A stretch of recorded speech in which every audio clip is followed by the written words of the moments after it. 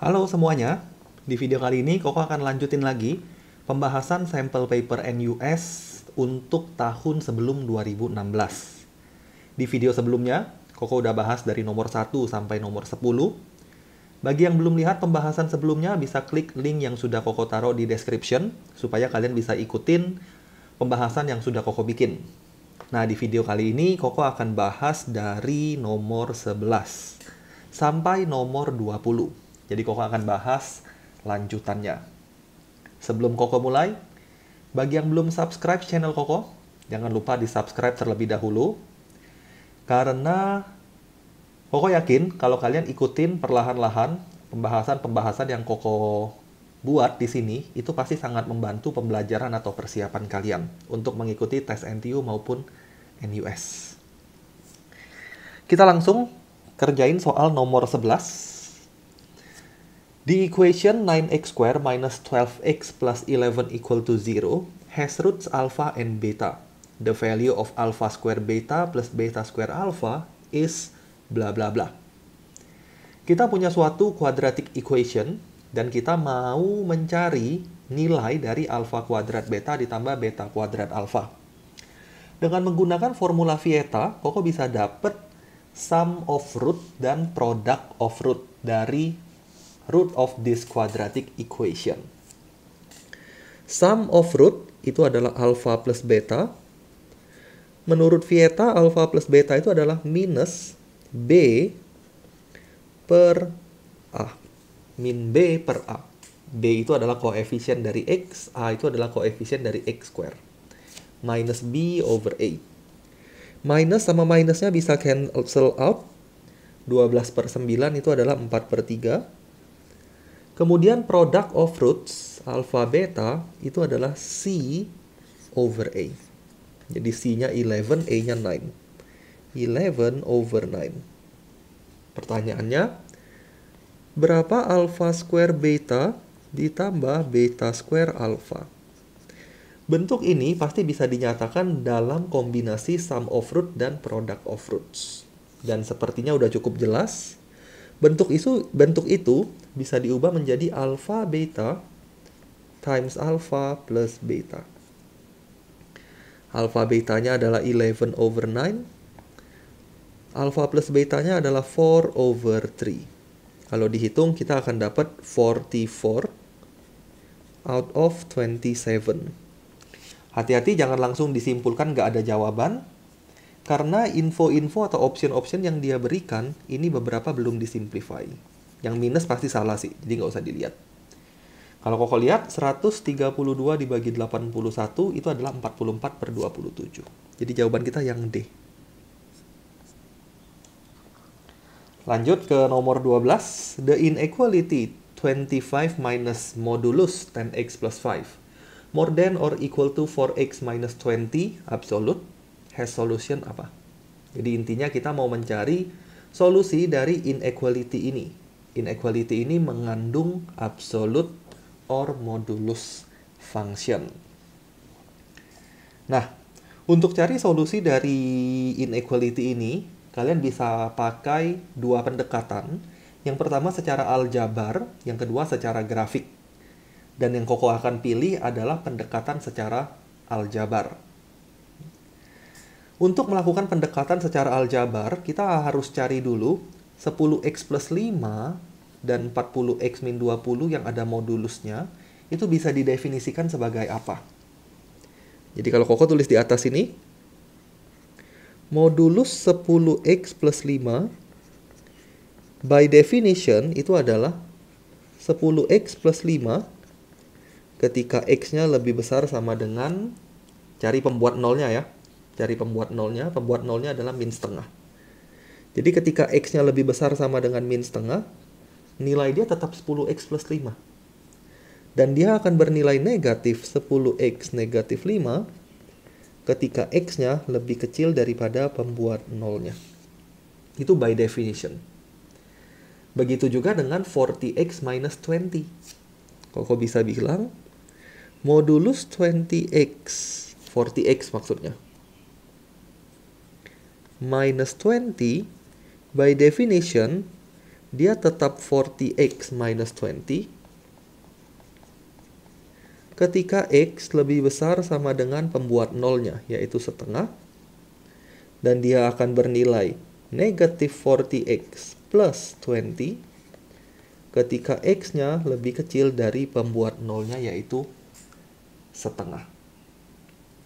Nah, dari syarat-syarat yang Koko sudah taruh di sini, kita bisa bagi menjadi 3 region. Jadi suatu daerah yang menyatakan bilangan real, anggap itu suatu garis bilangan yang menyatakan bilangan real, bisa kita bagi menjadi 3 daerah. Yang pertama, ada daerah min setengah, kemudian setengah. Yang pertama adalah daerah X lebih kecil daripada min setengah. Koko akan kasih nama daerah ini dengan simbol 1. Kemudian min setengah sampai setengah, Koko kasih daerah itu dengan nama 2. X lebih besar setengah, itu adalah daerah yang ketiga. Kita teliti sedikit definisi-definisi yang udah ditulis di atas ini. Itu bisa dimasukkan atau dia termasuk di daerah yang mana. Untuk daerah pertama, X lebih kecil min setengah. Berarti bagian ini masuk ke daerah pertama. Daerah ini pun masuk ke, atau bagian ini pun masuk ke daerah pertama. Karena dua bagian itu X-nya lebih kecil daripada min setengah. Jadi ketika kita ngomongin this region, untuk fungsi yang pertama, fungsinya ini. Untuk fungsi yang kedua, fungsinya ini. Sekarang region kedua, lebih besar min setengah, tapi lebih kecil daripada setengah. Lebih besar min setengah, berarti dia masuk ke daerah kedua. Kemudian dia juga masih masuk ke dalam daerah kedua. Jadi fungsi atau expression ini itu masih masuk ke daerah kedua juga. Karena X lebih kecil setengah ya. X lebih kecil setengah. Yang terakhir daerah ketiga. Daerah ketiga ada di sini, X-nya besar setengah. Dia akan masuk ke daerah ketiga. Sedangkan ini juga masuk ke daerah ketiga. Nah, dari situ kita akan lihat 3 buah kasus. Ini agak panjang ya kalau kita selesaikan secara aljabar. Kalau kalian selesaikan secara grafik, mungkin nggak terlalu panjang, tapi harus gambar grafiknya. Dan harus bisa gambar grafik itu seperti apa. Jadi yang pertama Koko akan lihat case pertama. Koko pakai warna lain supaya nggak bingung. Case 1. Case 1 itu adalah X lebih kecil dari min setengah. Lihat fungsi soalnya. Ini soal kita. Untuk X kecil min setengah, 10 plus 5-nya itu bisa kita ganti menjadi min 10X min 5. Untuk X kecil min setengah. Jadi Koko akan tulis 25 minus modulusnya itu adalah min 10X min 5. Besar sama dengan, untuk X kecil min setengah, modulus 40X minus 20-nya adalah bagian yang ini. Daerah pertama ya. Minus 40X plus 20. Tinggal dicari solusinya. Kalau Koko hitung, plus 10X, 50X di sini. Besar sama dengan 25 plus 5. 30, pindah ruas ke sebelah kanan, min 30. Minus 30 plus 20, berarti minus 10. X-nya kita dapat lebih besar sama dengan minus 1/5. Nah, cari irisannya. Antara X kecil min setengah dan X besar sama dengan min 1/5. Dan dari sini tidak ada irisannya. Min 1/5 itu lebih kanan daripada min setengah. Koko gambar supaya jelas. Ini solusi untuk kasus pertama. Di sini min setengah. Di sini min 1/5. X kecil min setengah. X besar sama dengan min 1/5. Tidak ada irisannya. Kesimpulannya, kasus pertama ini no solution.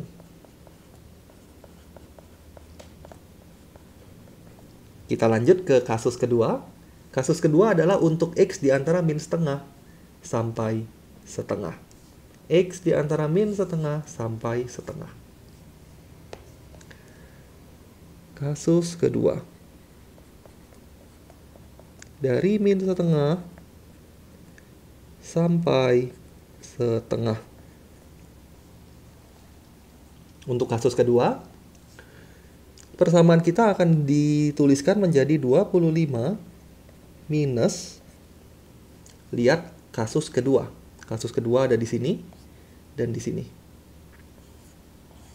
Berarti 10x plus 5-nya positif, sedangkan 40x min 20-nya bagian negatif.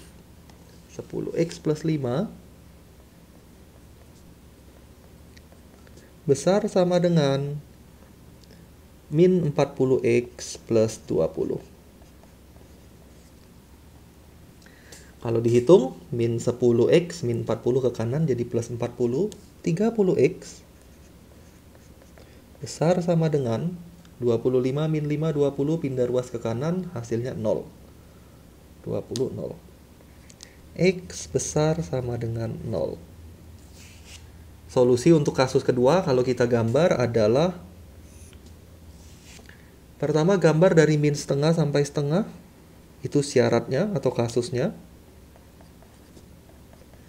Ini daerah min setengah sampai setengah. Kemudian X besar sama dengan 0. 0 ada di sini, anggap aja lebih besar 0 berarti ke sana. Solusinya ini. 0 sampai setengah. Solusi kasus kedua. Ingat-ingat dulu, solusinya 0 kecil sama dengan X kecil setengah. Cari satu lagi solusi kasus ketiga dan kita selesai untuk nomor 12. Case 3 itu daerah X besar sama dengan setengah. Koko langsung ya, caranya sama. Lihat kasus ketiga. Semuanya adalah bagian positifnya. Jadi kalau Koko tulis 25 min 10x plus 5 besar sama dengan 40x minus 20. Koko akan pindah ruaskan ke sebelah kiri juga. Min 10, min 40, min 50x besar sama dengan 25 min 5 min 25 min 5, 20, pindah ruas min 20, min 40. Berarti X-nya kecil sama dengan 4/5 atau 0,8. Gambar garis bilangan, ada angka setengah dan 4/5. Setengah ke kanan, 4/5 ke kiri. Inilah solusi kasus ketiga. Setengah kecil sama dengan X kecil sama dengan 4/5. Nah, ketiga solusi yang kita dapat, kita akan gabungkan. Jadi solusi pertama, gabung solusi kedua, gabung solusi ketiga. Kesimpulannya adalah case 1 gabung case 2 gabung case 3. Kalau kalian gabungin semua, hasilnya adalah X kecil sama dengan 4/5 dan X besar sama dengan 0. Itu solusi kita. Jadi dari 0 sampai 4/5. Setengahnya memenuhi. Jadi setengahnya nggak usah ditulis. Jadi solusinya adalah 0 sampai 4/5. 0 sampai 0,8. Jawaban yang nggak ada, jadi jawaban Koko adalah yang E. Nomor 12. Sedikit panjang ya. Tapi konsep ini Koko rasa sangat penting. Karena dengan konsep ini kalian bisa kerjakan soal-soal yang lainnya nanti. Kita lanjut nomor 13. Carilah integral dari sin kuadrat 2x dx. Integral dari sin square 2x dx. Ingat-ingat, sin kuadrat tidak bisa diintegralkan langsung. Jadi sebenarnya Koko sudah tahu jawabannya pasti E. Jadi nggak ada istilah integral sin kuadrat itu muncul pangkat 3. Nggak ada istilah sin pangkat 2 tambah 1, karena mungkin kalian berpikir biasanya integral kan ditambahin 1 pangkatnya.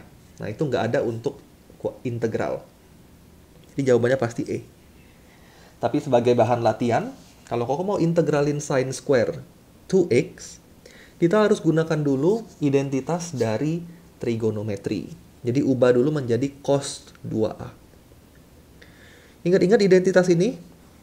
Cos 2a ini adalah 1 min 2 sin kuadrat a. Dengan demikian sin kuadrat a itu adalah setengah min setengah cos 2a. Ini identitas yang kita harus gunakan ketika mau mencari integral dari sin kuadrat.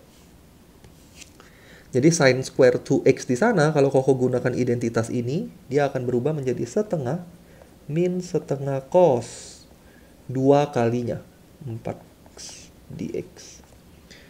Integral dari setengah adalah setengah x, min setengah integral dari cos itu adalah sin 4x over 4 plus c. Hasilnya ini. Sin 4x over 8 plus c. Jawabannya nggak ada, berarti yang E.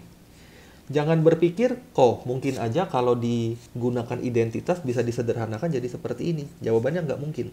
Kenapa nggak mungkin? Karena ada setengah x-nya. Dan di sini nggak ada setengah x sama sekali. Jadi jawabannya fix yang E. Koko lanjut ke nomor 14. Grafik dari fungsi fx sama dengan minus x to the power of 2008 minus cos 2007x is symmetric about apa? Simetri terhadap apa? Sebagai catatan sedikit, suatu grafik akan simetri terhadap sumbu x kalau dia memenuhi persamaan ini. Fx sama dengan f min x. Dia akan simetri terhadap sumbu x.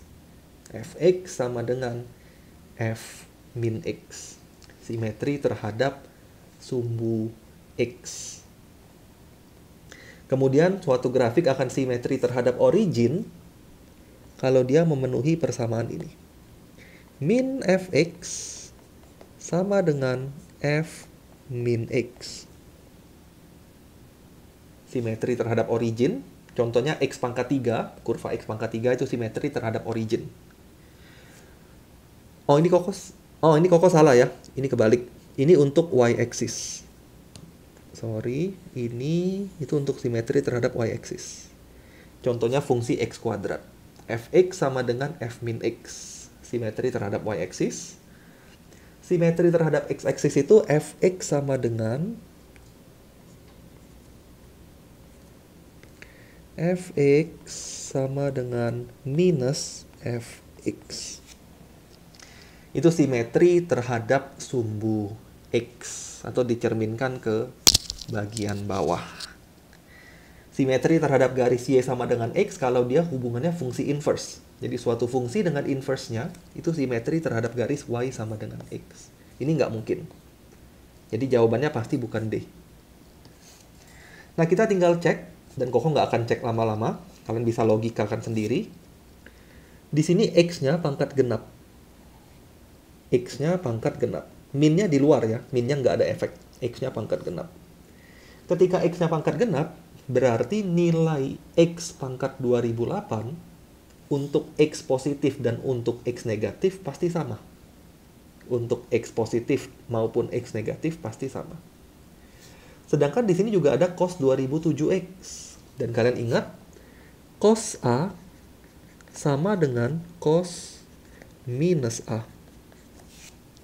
Artinya, untuk X positif maupun negatif, nilainya juga pasti sama. Dengan kata lain, grafik kita pasti simetri terhadap sumbu Y. Pasti memenuhi persamaan ini. Jawabannya yang C. Kalau kalian mau buktikan, boleh dibuktikan. Cari F min X. Kalau Koko cari f min x-nya min x pangkat 2008, semua x-nya ganti negatif ya. Min cos 2007 min x. Ini yang tadi Koko bilang, min x pangkat genap pasti sama aja dengan x pangkat 2008. Min cos negatif sama aja dengan cos positif. Sama lagi dia dengan soal aslinya. Kalau digambar pasti simetri terhadap y-axis. Lanjut nomor 15, misalkan 3x tambah 3 min x sama dengan k, maka 3 pangkat 2x plus 3 pangkat min 2x itu adalah berapa? Tinggal dimanipulasi dari soal yang dia kasih. Kita punya 3x plus 3 minus x equals to k. Supaya bisa muncul bentuk ini, Koko akan kuadratin both sides. Kuadratkan. Kita akan dapat kuadratin biasa ya. 3 pangkat 2x tambah 2 kali 3 pangkat x. 3 pangkat min x tambah 3 pangkat min 2x sama dengan k square. Ini adalah 1. Maksudnya ini ya, ini 1. Kali 2 ya 2 jadinya. Jadi 3 pangkat 2x tambah 2 tambah 3 pangkat min 2x sama dengan k square.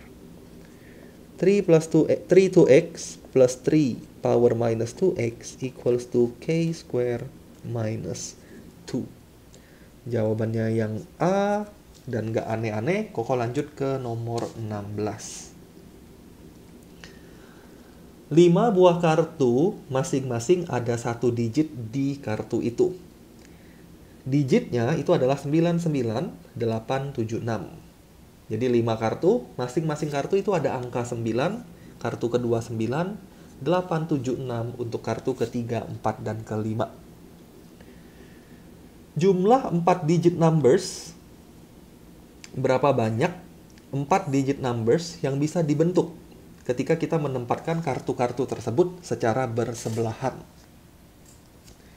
Jadi kita mau menyusun seolah-olah. Menyusun kartu ini secara bersebelahan, tapi yang diambil hanya 4 kartu aja. Berapa banyak digit atau 4 digit angka yang berbeda. Karena ada angka yang kembar di sini, Koko akan tulis seperti ini dulu. 6, 7, 8, 9, 9. 9-nya double. Karena kita mau memilih 4 angka, berarti Koko punya 2 kasus. Kasus pertama adalah semua digitnya berbeda. All different.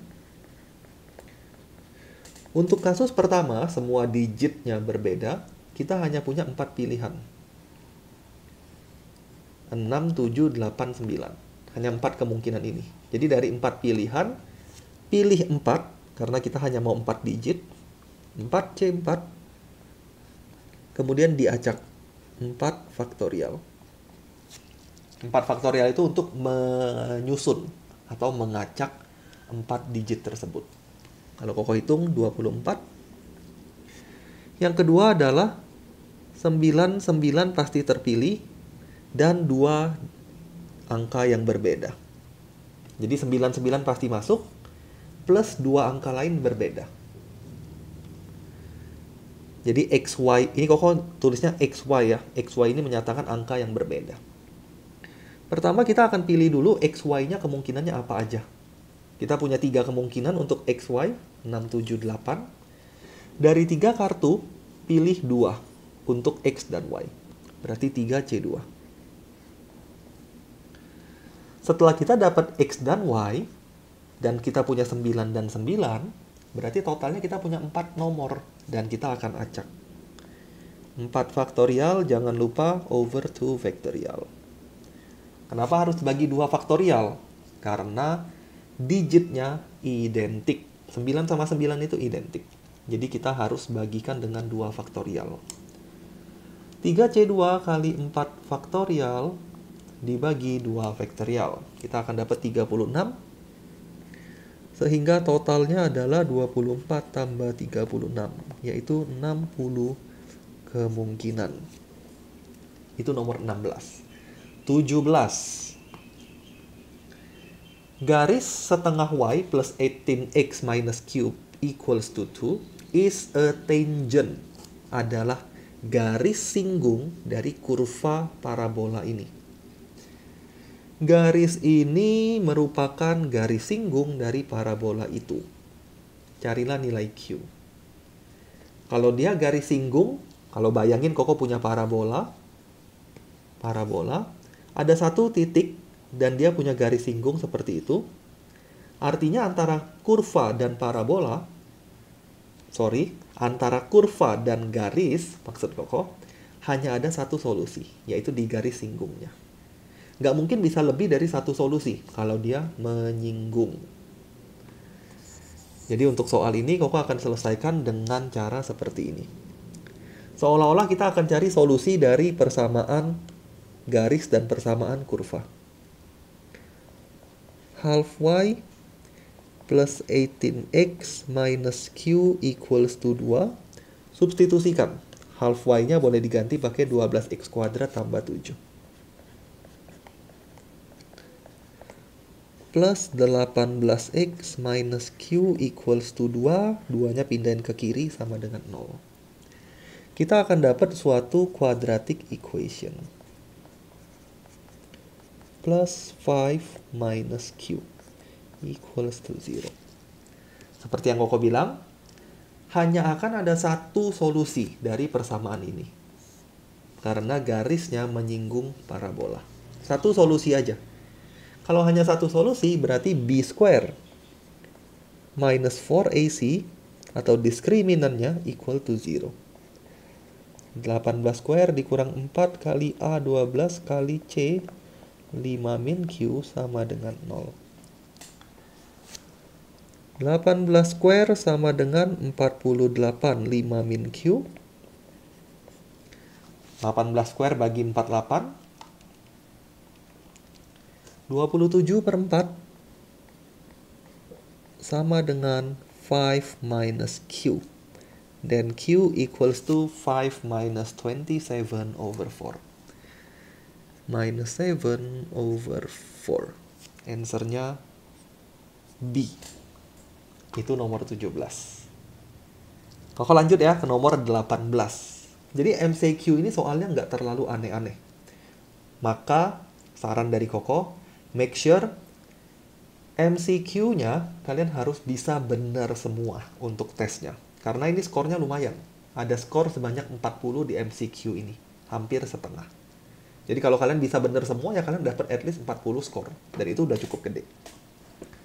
Kita lanjut 3 soal terakhir, 18, 19, dan 20. Untuk nomor 18, integral dari bentuk ini adalah apa? Jangan khawatir dengan pi-nya, karena pi di sana adalah suatu konstanta. Yang variabel hanya x di sini.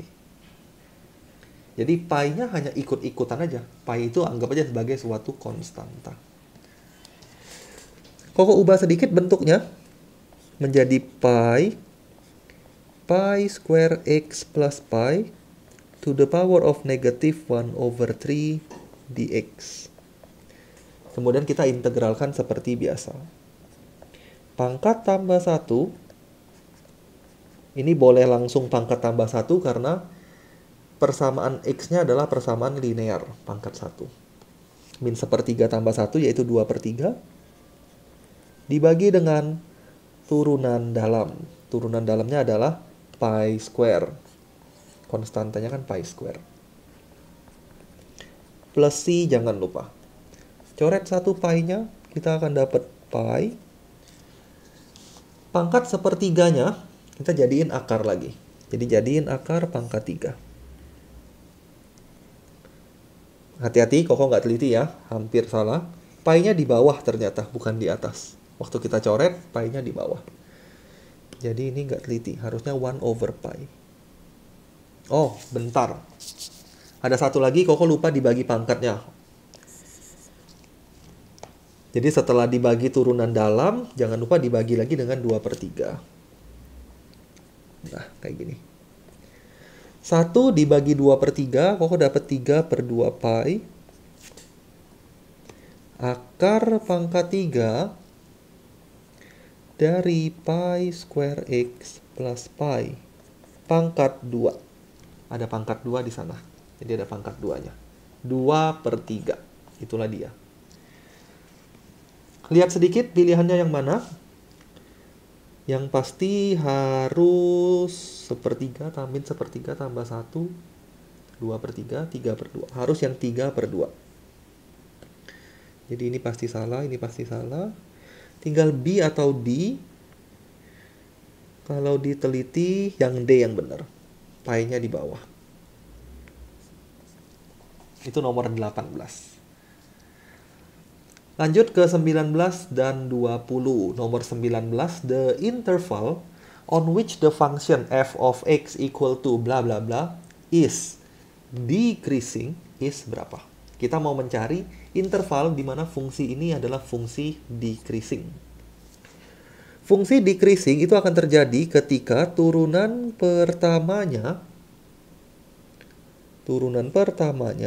lebih kecil sama dengan 0. Itu decreasing function. Kalau increasing function berarti turunan pertamanya lebih besar sama dengan 0. Tinggal turunin 27 kali 3. 81. X pangkat 2. 108 kali 2. Min 216X. Plus 108. Kecil sama dengan 0. Kita lihat ini bisa dibagi dengan berapa? Bisa dibagi dengan 9 nggak ya? Bagi dengan 9 bisa.